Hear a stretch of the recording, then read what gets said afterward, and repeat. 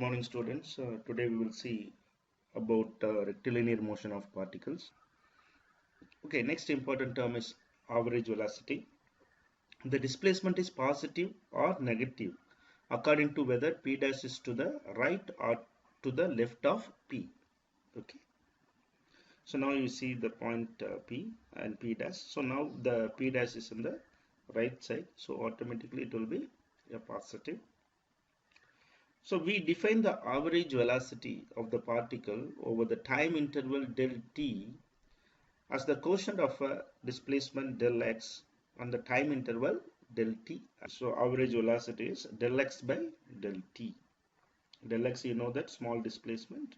So del t is nothing but small variation or time interval. Next one is instantaneous velocity, another important term.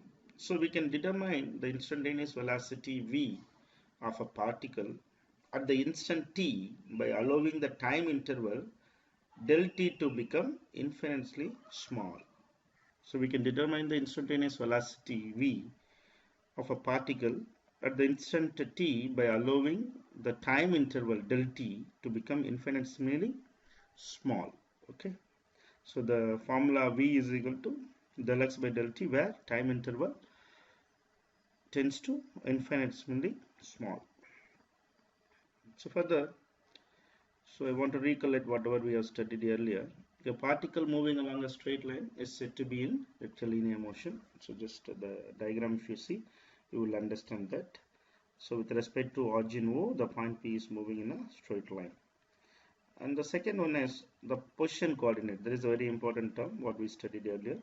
The position coordinate of a particle is defined by positive or negative distance of particle from a fixed origin on the line. Just now we have seen. So again I want to recollect so that you will understand much better that whether it is a positive or negative position coordinate. Okay, the first diagram where the point P is right to the right side of the screen, so we are taking as a positive position coordinate. In the second diagram you see that the P dash point is towards the left side of the screen with respect to the origin O also, so we are calling that as negative position coordinate. So similarly the distance also can be called as positive or negative distance of particle. The motion of a particle is known if the position coordinate for particle is known for every value of time t. So motion of particle may be expressed in the form of a function. So example here, x is equal to 6t square minus t cube. So you know that x is a distance and t is the time. Okay. So with respect to time, we can find the motion of the particle. Important thing is the position coordinate for every value of the time we should know.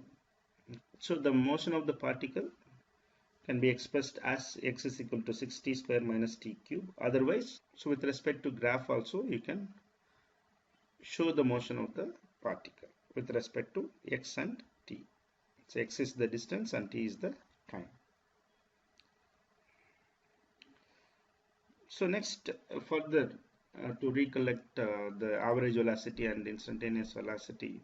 So here consider a particle which occupies position p at a time t and p dash at t plus del t. So average velocity is equal to del x by del t, and instantaneous velocity, as we said, v is equal to del x by del t, where time interval is infinitely small.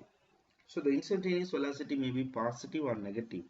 The magnitude of velocity is referred to as particle speed. Please take down this. The magnitude of velocity is referred to as particle speed. Okay. So in this figures, you can see that from the top second one, the p, which is denoted, the velocity is greater than 0. That is in the positive direction. Okay. If you see the third diagram from the top, the p, which is moving towards the left, the velocity is less than 0. So now you will understand what is positive, instantaneous velocity positive and instantaneous velocity negative. Okay. So from the definition of a derivative, so the instantaneous velocity del x by del t, we can denote it as dx by dt. It's a definition of a derivative.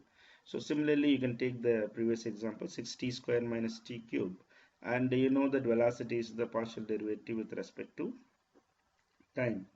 So dx by dt, you will get 12t minus 3t square.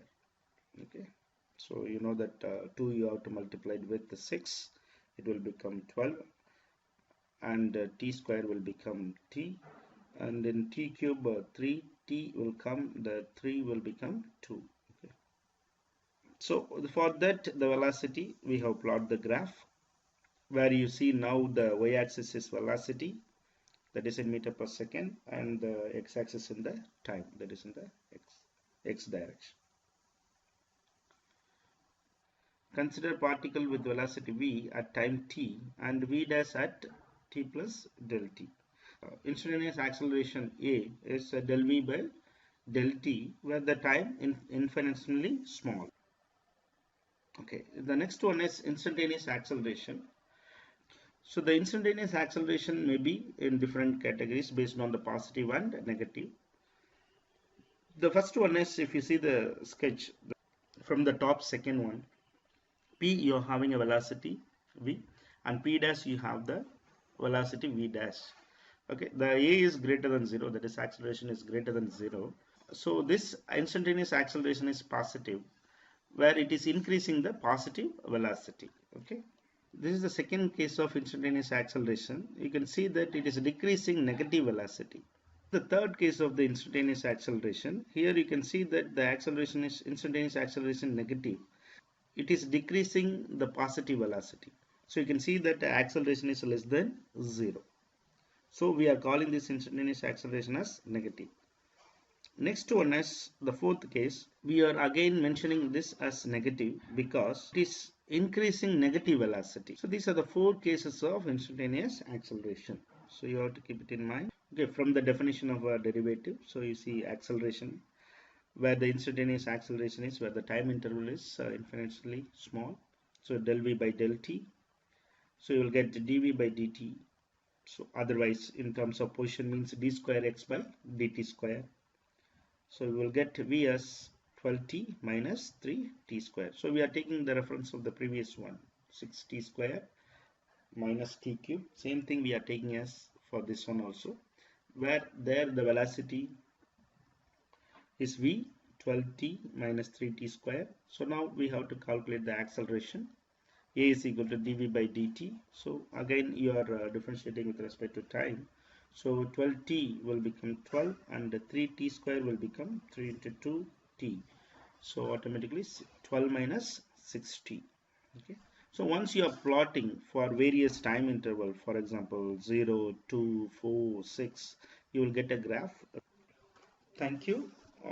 Further we will see in the next class. Thank you. Have a nice day.